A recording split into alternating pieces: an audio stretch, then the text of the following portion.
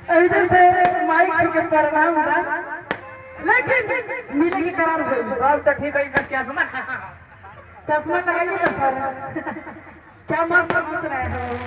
लेकिन कहना क्या बाप रे बाप जब प्यार हो गई यार हो गई तो मिले के करार कहाँ होता अरे मिले के करार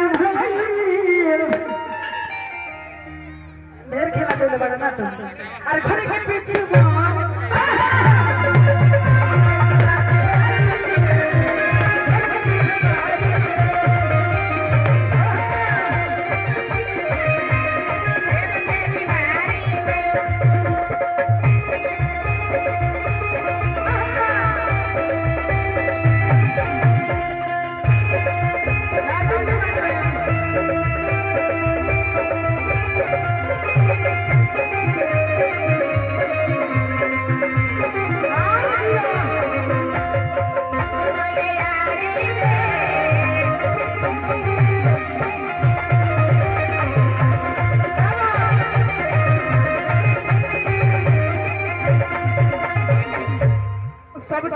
से प्यार मिले बहुत ज्यादा